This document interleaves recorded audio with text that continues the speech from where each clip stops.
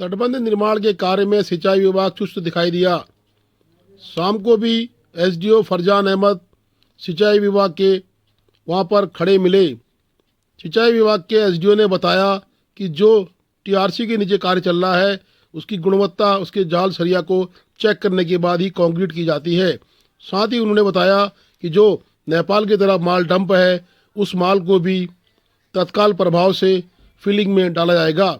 दीवार बनने के बाद उसके पीछे की फिलिंग उक्त माल से कर नेपाल की तरफ जो नदी मुड़ी है वो सीधी हो जाएगी, जिससे कि नेपाल की आशंकाओं में भी विराम लगेगा और रोटी बेटी के रिश्ते को भी सिंचाई विभाग कायम रखेगी।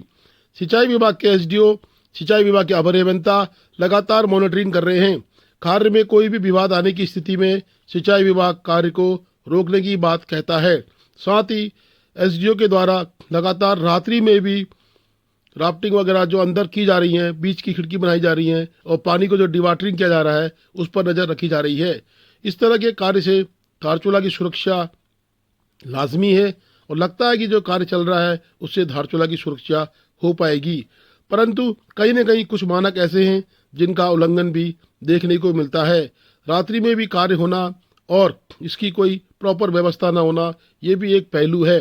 प्रशासन ने इसका भी संज्ञान लेना आवश्यक है कि किस तरह से खनन सामग्री का दोहन लगातार हो रहा है। देखने वाला विषय है कि रात्रि 10 बजे भी उक्त कार्य चल रहा है।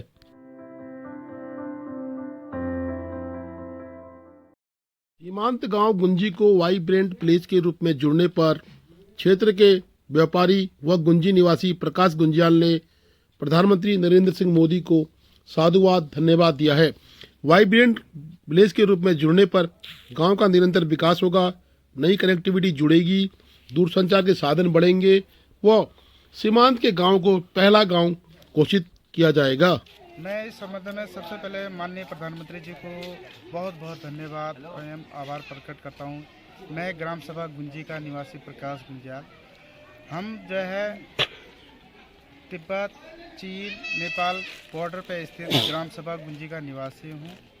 आज हमारे माननीय प्रधानमंत्री जी ने हमारे क्षेत्र में जो है गुंजी ग्राम सभा को वाइब्रेंट विलेज में चयनित हुआ है।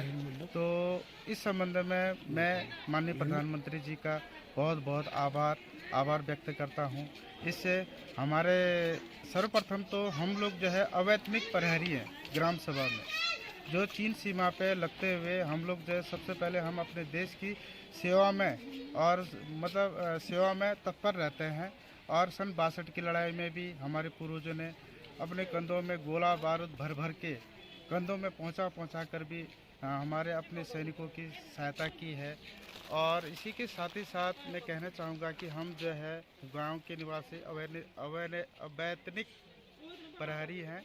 और इसके साथ ही साथ जो वाइब्रेंट विलेज में जो हमारा ग्राम सभा गुंजी चयनित हुआ है, इसके लिए बहुत बहुत माननीय प्रधानमंत्री जी का आभार और धन्यवाद व्यक्त करते हैं।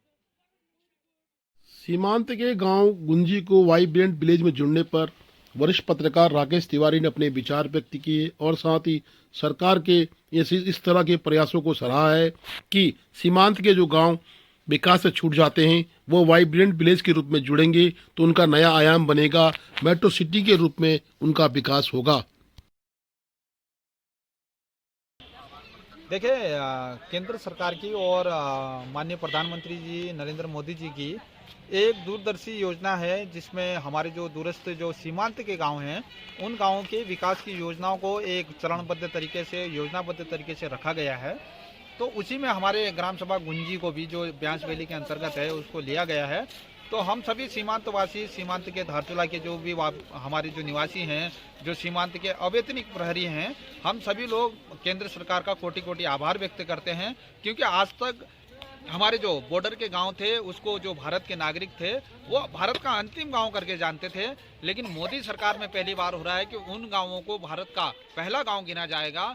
और केवल पहला ही गांव नहीं गिना जाएगा, उन जगह पर वो सारी सुविधाएं मिलेंगी जो मेट्रो सिटीज के गाँव में मिलती हैं। तो इसके लिए हम मोदी सरकार का बहुत बहुत आभार व्यक्त करते हैं।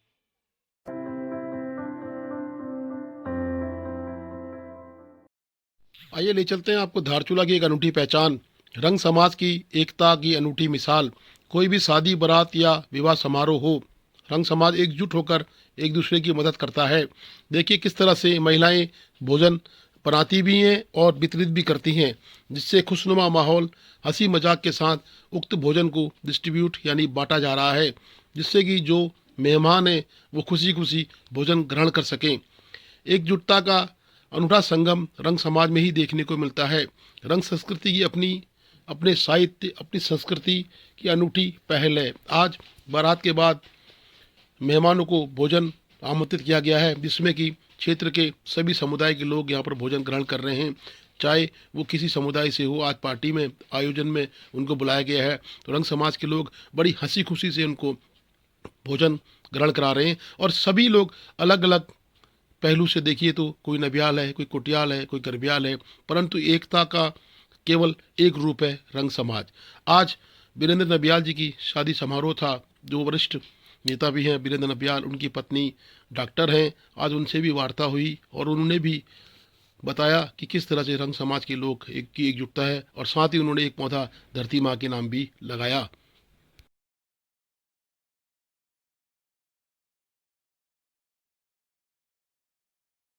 Please do like, share and subscribe DCL News.